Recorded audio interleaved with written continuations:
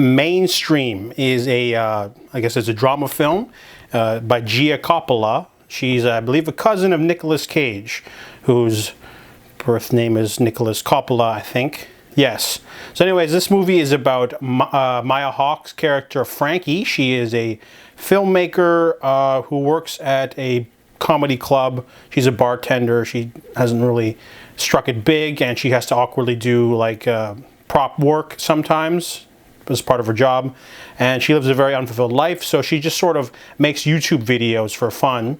And however, she encounters a sign man named Link, who has a rant about a painting on the street, so that one goes viral. She gets a couple thousand views. She bumps into him a few weeks later, and he's like hanging out with homeless people, so she asks to do another video, and they end up actually deciding to sit down and actually create something special. So they create a character called No One Special, and Link does rants, and they do this hilarious video where he's like hanging out in this rich mansion talking about all the stuff he has, but then they find out that he actually doesn't own the place. They're just like hanging out there. So that one goes viral, and then they sign on with like a man who does like, he works with talent for online stuff.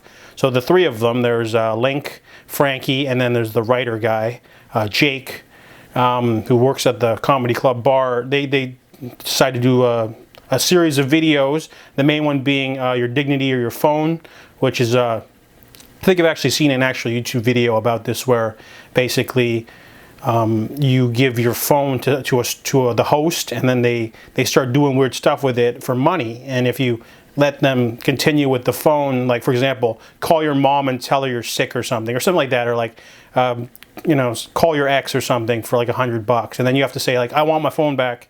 So there's, you know, the movie does you know, base it off real life, like how viral, you know, people can just sort of shoot to superstardom.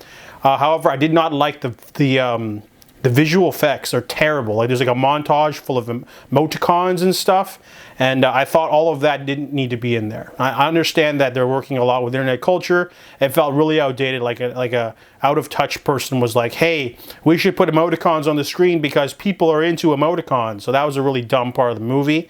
However, I really like the acting from Andrew Garfield. He plays a really manic, mysterious, off the grid man, homeless, who's very charismatic. However, he gets bitten by the acting bug, and he starts doing some more extreme things to get views, and it starts to be problematic, and it's sort of you know, it becomes really interesting. I really like the whole you know, cancel culture sort of thing in the plot of the movie, and like a lot of great scenes. Perfect ending too. The ending is really really hit the nail on the head there. I did feel like this movie was very similar to another favorite of mine called Ingrid Goes West, which has some themes about social media. This one, though, doesn't really sink its claws deep into the whole themes of like toxic parasocial relationships enough. There's just enough there for an entertaining rise to stardom movie. And you know, I honestly just watched it for Andrew Garfield. He was the best part of the movie. Other people, I don't know why, but a lot of people don't like this movie, but I thought what's his name? Jason Schwartzman was really good too. So I really liked this movie. It's not for everyone, but I really liked it. I give it a 7 out of 10.